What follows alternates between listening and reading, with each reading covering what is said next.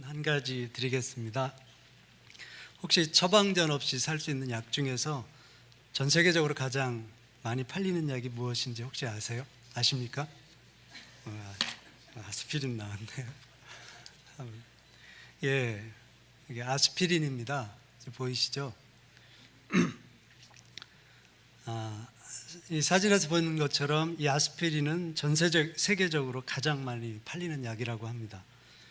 아스피린은 소염 진통제 그리고 해열제로 우리에게 잘 알려진 약입니다. 염증을 막아주고 통증을 없애주기도 합니다. 또 열을 내려주는 그런 효능이 있습니다.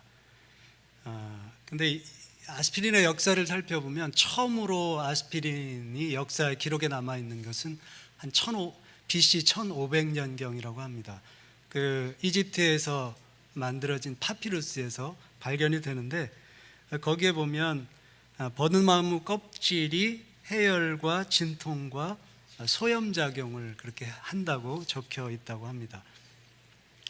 기원전 1500년경부터 사용을 했으니까 지금은 2017년이지 않습니까? 그럼 보니까 3500년이 넘는 기간 동안 사람들 주변에서 이 약 좋은 역할을 해주었던 겁니다.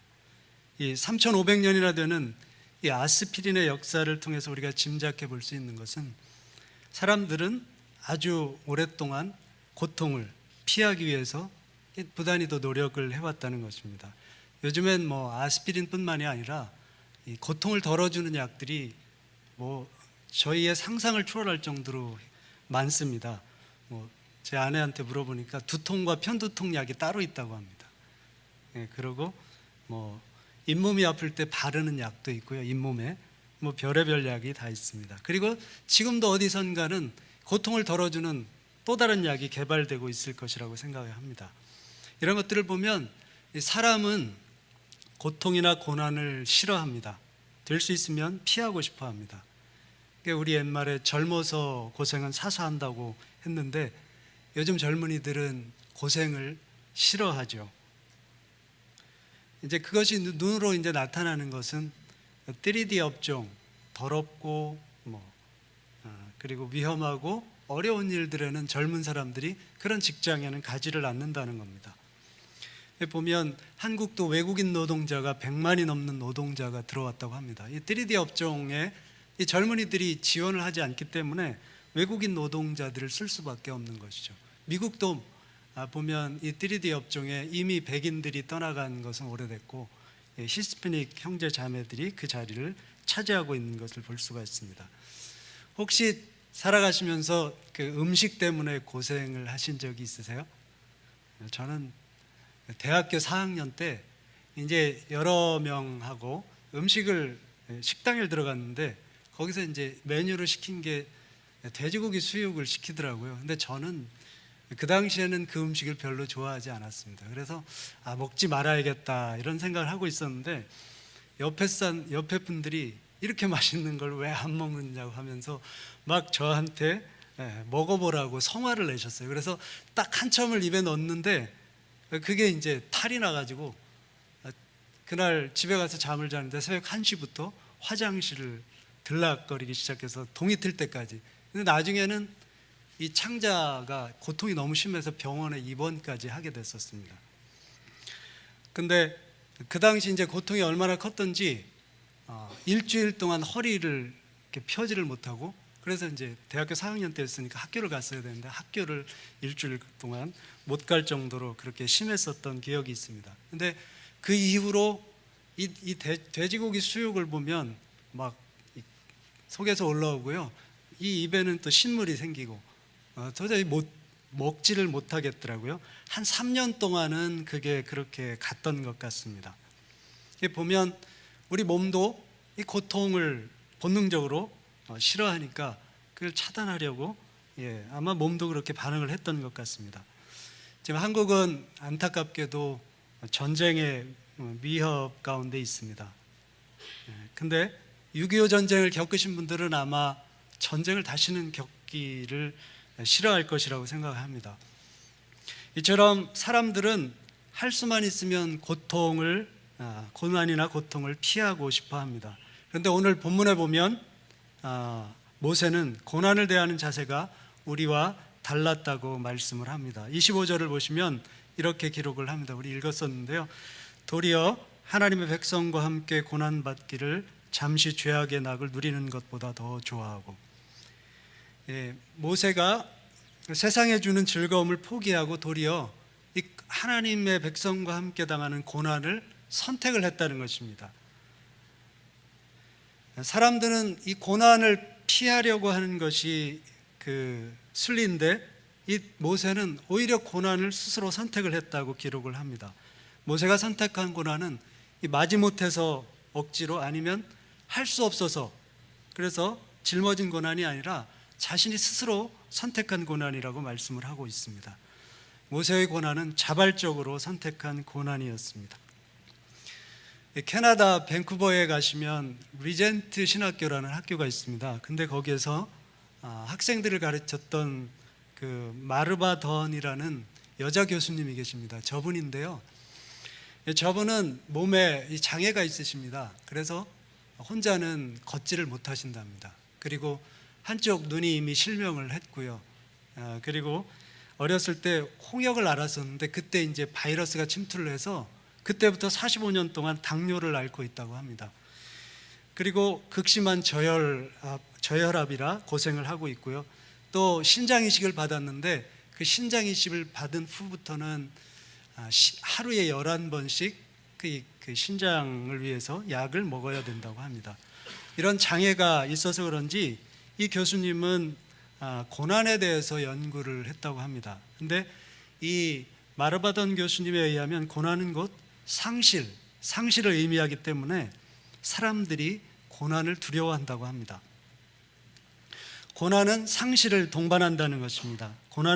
그래서 고난을 경험한다는 것은 무엇인가를 잃어버리는 것이라고 합니다. 그래서 이 상실감에 대한 두려움 때문에 사람들은 고난을 싫어하고 할 수만 있으면 고난을 피하고 싶어 한다는 것입니다. 우리가 잘 아는 성경 인물 중에 욥이 있습니다. 욥은 고난의 한가운데 있었던 사람입니다. 어느 날 욥은 이런 소식을 듣습니다. 강도가 나타나서 들에서 소와 나귀를 치던 종을 죽이고 강도를 나귀와 소를 빼앗아 갔다는 것입니다. 근데 그 이야기가 끝나기 무섭게 또 소식이 들려옵니다. 하늘에서 불이 떨어져서 양이 불타 죽고 그 양을 치던 또 종도 죽었다는 것입니다. 근데 또 그 소식이 끝나기가 무섭게 또 소식이 들려오는데 갈대아 사람들이 나타나서 약대를 빼앗고 그 약대를 관리하던 종을 죽였다는 것입니다. 근데 여기서 끝이 아닙니다. 계속해서 나쁜 소식이 들려옵니다. 이번에는 마다들의 집에서 폭풍이 쳐서 마다들의 집의 지붕이 무너져 내렸다는 것입니다. 근데 거기서 함께 식사를 하던 10명의 그 형제들이 압살을 해서 죽었다는 것입니다. 하루아침에 이 욥은 모든 것을 잃고 말았습니다. 이제 그것도 모자라서 머리부터 발끝까지 피부병이 돋기 시작해서 그 몸을 괴롭게 합니다. 근데 또 옆에 있던 아내마저 당신 차라리 하나님을 저주하고 죽어 하고 자신을 떠나버렸습니다. 이것이 욥이 겪은 고난에 관한 이야기입니다. 근데 욥의 고난 속에도 보면 모든 것을 잃는 그런 아픔이 있었다는 것입니다.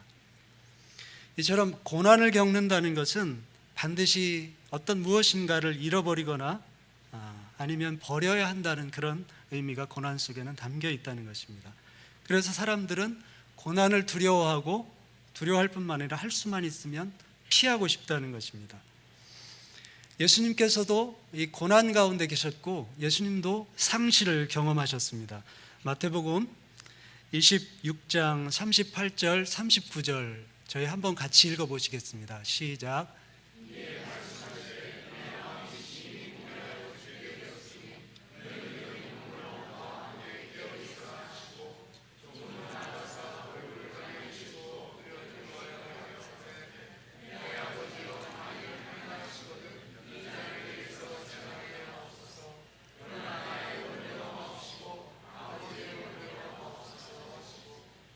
고통 앞에서 하나님 앞에 기도하시는 장면입니다. 근데 누가복음에는 예수님이 이렇게 기도하는 장면을 기록을 할 때 얼마나 하나님 앞에 간절히 또 고통 가운데 기도하셨는지 그 땀이 핏방울이 되어서 떨어졌다고 기록을 하고 있습니다.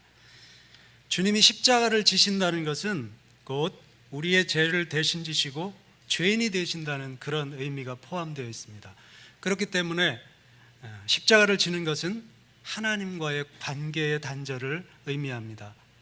주님은 잠시 동안이지만 십자가를 지는 동안 아버지와 아들의 관계가 단절되어야만 했던 것입니다. 육체의 고통도 고통이지만 이 아버지와의 단절 때문에 겪는 이 아픔, 그것 때문에 주님께서는 더 큰 고통을 겪었던 것입니다. 이처럼 고난 중에 있다는 것은 무엇인가를 상실한다는 것을 뜻합니다. 그렇다면 오늘 본문에 나오는 이 고난을 선택한 이 모세는 무엇을 잃었을까요?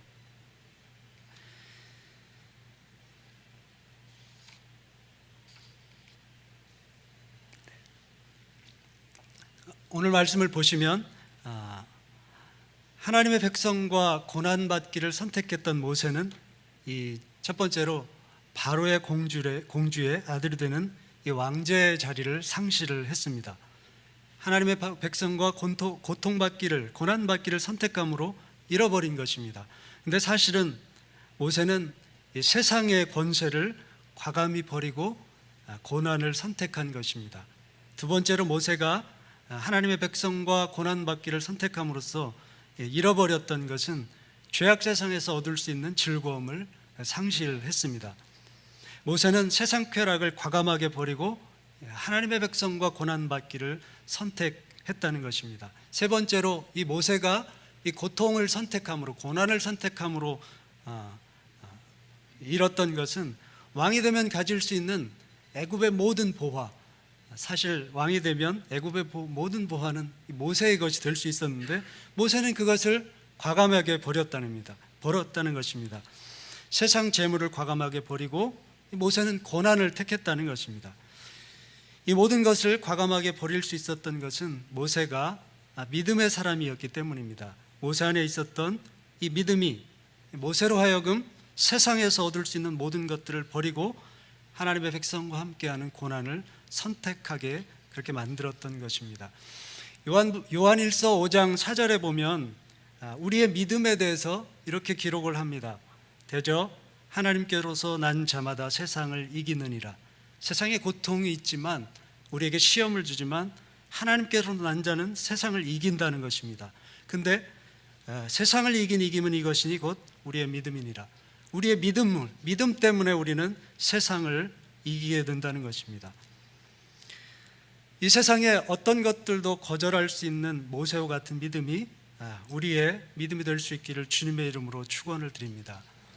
그러면 성경은 이 고난이 믿음을 가진 성도들과 어떤 관계가 있는가, 어떻게 말씀하고 있는가, 성경 몇 구절을 함께 찾아보시겠습니다. 성경은 이 고난이 믿음을 가진 믿음의 백성들에게 당연한 것이라고 말씀을 합니다.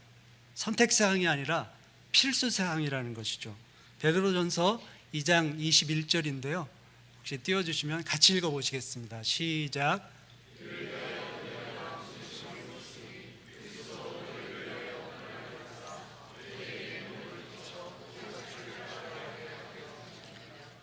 네, 예수님께서 고난을 당하신 이유 중에 하나가 우리 예수님을 따라오는 주님의 백성들이 고난을 받으며 그 자취를 따라오게 하시기 위함이라고 말씀을 하고 있습니다. 또 빌립보서 1장 29절인데요. 같이 한번 또 읽어보시겠습니다.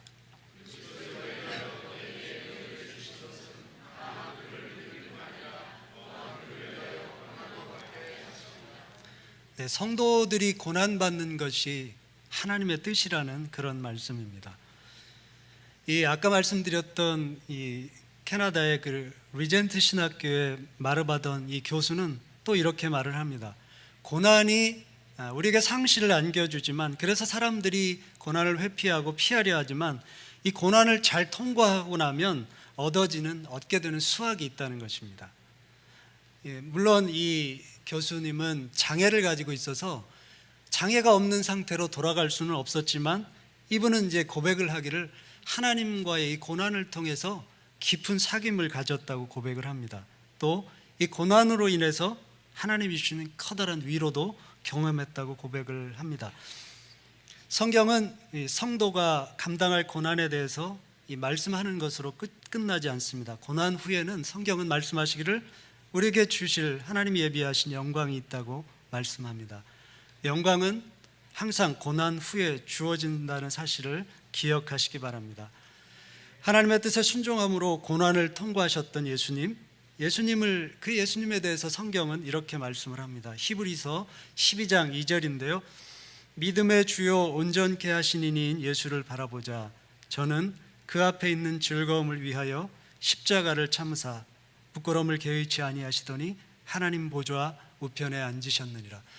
예수님은 십자가를 당하실 때 부끄러움이 있었지만 그 고난을 겪고 난 다음에 하나님이 주실 그 기쁨, 즐거움을 위해서 그것을 견딜 수 있었다고 말씀합니다. 그리고 그 고난을 겪고 난 이후에, 부활하신 이후에 하나님 보좌 우편에 앉게 되는 그 영광을 바라보시면서 예수님은 이 십자가의 고난을 이겨내셨다고 말씀을 하고 있습니다.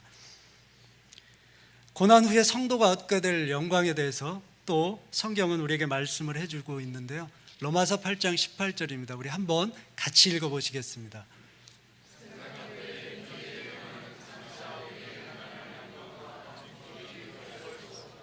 아멘. 하나님이 고난을 이겨낸 성도들, 고난을 통과한 성도들에게 주실 영광이 있다는 것입니다. 근데 그것은 우리가 고난을 겪으면서 겪었던 그 어려움보다 정말 비교할 수 없을 정도로 크고 대단한 것이라고, 위대한 것이라고 성경은 우리에게 말씀을 합니다. 고난을 통과한 후에 여러분에게 고난과 비교도 할 수 없는 그런 영광이 여러분에게 주어진다는 사실을 믿으시기를 주님의 이름으로 축원을 드립니다. 우리의 믿음 또한 예수님과 같이 고난을 통과하여 영광에 도달할 수 있는 믿음이 되기를 주님의 이름으로 축원을 드립니다. 오늘 본문에 나오는 이 모세의 믿음은, 모세는 믿음의 좋은 본을 우리에게 보여주고 있습니다. 우리의 믿음이 고난을 통과하고 마침내 하나님께서 주시는 그 영광의 자리에 도달하기 위해서는 우리는 이 모세의 믿음을 본받아야 합니다.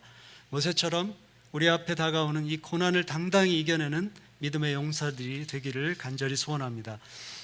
모세가 보여준 모습에서, 이 믿음의 모습에서 우리는 세 가지 교훈을 발견할 수가 있습니다. 첫 번째로, 믿음으로 이 고난을 선택한 모세의 믿음은 첫 번째, 오늘 말씀해 보시면 거절하는 믿음이었습니다.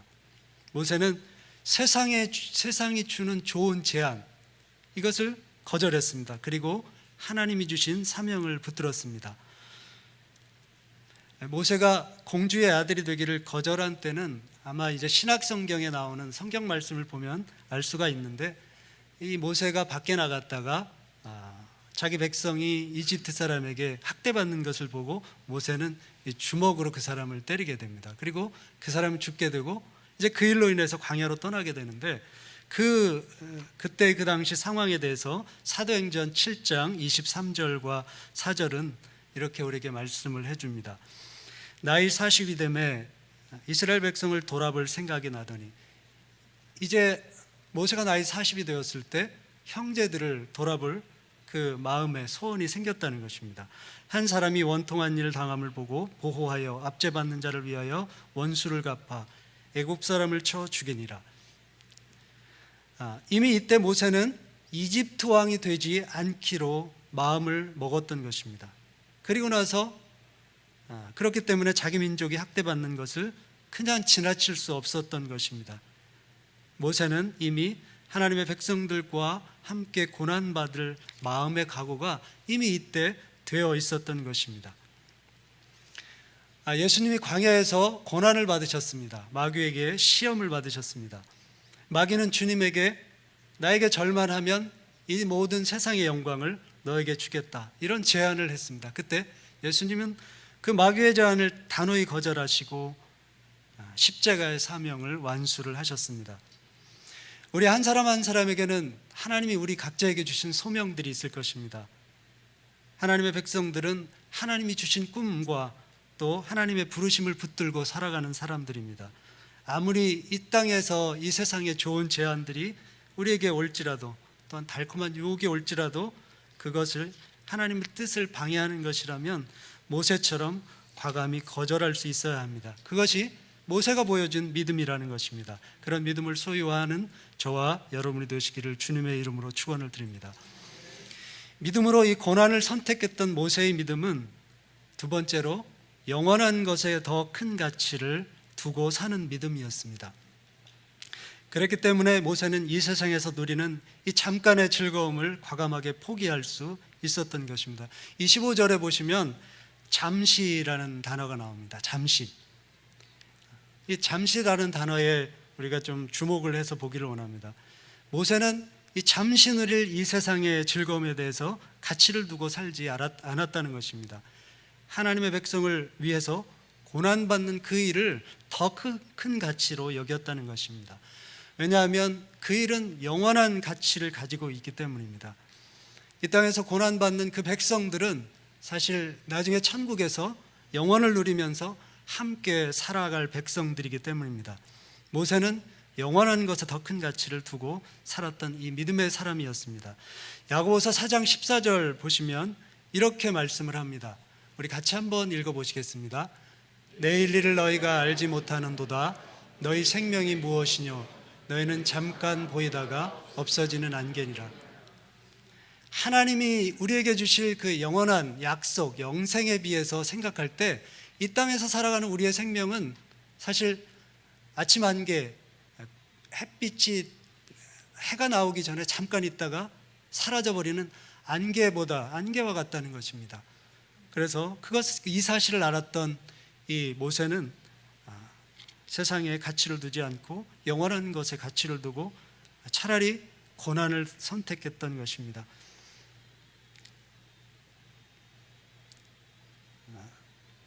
영원한 나라에 더 큰 가치를 두고 살아가는 이 모세처럼 저와 여러분이 그런 믿음을 소유하게 될 수 있기를 주님의 이름으로 축원을 드립니다.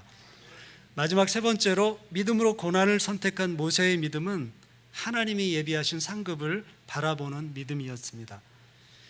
이 모세가 이스라엘 백성들을 40년 동안 인도했는데요, 40년 동안 가는 동안 이 가나안 땅에 도착할 때까지 이 이스라엘 백성들은 수도 없이 모세를 원망하고 불평하고 때로는 저주를 하기까지 합니다. 근데 이 모세는 그것들을 다 받아 넘기면서 결국은 이 모든 백성들을 이끌고 가나안 땅 앞까지, 요단강 앞까지 자신의 그 임무를 완벽하게 수행을 합니다.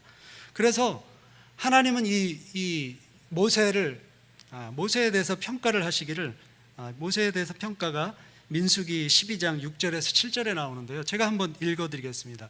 이제 모세를 향해서 형 아론과 미리암, 누나 미리암이 왜 너만 하나님을 섬기냐, 이 리더십에 대해서 반기를 들고 일어나자 하나님이 그들을 성막 앞으로 불러서 그들에게 대해서 이 모세가 어떤 사람인가를 설명을 하는 것입니다. 민수기 12장 6절에서 7절인데요, 이르시되 내 말을 들으라. 너희 중에 선지자가 있으면 나 여호와가 이상으로 나를 그에게 알리기도 하고 꿈으로 그와 말하기도 하거니와 내 종 모세는 그렇지 아니하니 그는 나의 온 집에 충성됨이라. 이 모세는 하나님도 인정할 만큼 충성스러운 사람이었습니다. 근데 이렇게 모세가 충성스러운 사람이 될 수 있기까지는 중요한 것은 상급을 바라보는 그 믿음이 그에게 있었기 때문이라는 것입니다. 그래서 그 고통을 참아내고 하나님 앞에서 온유한 사람이라는 칭호를 받기까지 참아내고 그 백성을 그 땅으로 인도할 수 있었다는 것입니다. 우리 고난을 통과한 성도들이 받을 상급이 있다고 성경에 말씀을 드렸는데요, 성경에서 그것에 대해서 말씀을 하는 구절을 제가 몇 구절 읽어드리겠습니다. 계시록 22장 12절인데요 보라, 내가 속히 오리니 내가 줄 상이 내게 있어 각 사람에게 그의 일한 대로 갚아주리라. 주님이 우리를 위해 상을 준비하시고 계시다고 말씀을 하십니다. 또 바울도 이 상에 대해서 얘기를 했는데 빌립보서 3장 14절입니다. 표대를 향하여 하나님이 위에서 부르신 부름의 상을 위하여 쫓아가노라. 이 사도 바울은 고난 중에 있었지만 죽음을 수도 없이 넘기고 40에 하나 감한매를 여러 번 맞기도 했지만 그것들을 이겨낼 수 있었던 것은 이 상급을 바라보았기 때문이라고 고백을 하고 있습니다. 골로새서 3장 23절부터 24절에 또 이렇게 말씀합니다. 무슨 일을 하든지 마음을 다하여 주께 하듯 하고 사람에게 하듯 하지 말라. 이는 유업의 상을 주께 받을 줄 알미니 너희는 주 그리스도를 섬기느니라. 여러분이 교회에서 섬김을 하든 아니면 누군가를 돕든 예수 그리스도를 바라보고 그 일을 하라는 그런 말씀입니다. 왜냐하면 결국에 가서 우리가 했던 봉사와 섬김에 대해서 상을 주실 분은 예수 그리스도이시기 때문이라는 것입니다. 하나님이 예비하신 상을 바라봄으로 우리 앞에 있는 모든 고난들을 이겨내서 하나님이 예비하신 그 영광에 또 상에까지 도달하게 되는 우리 모두의 믿음이 되시기를 예수 그리스도의 이름으로 축원을 드립니다. 함께 기도하시겠습니다.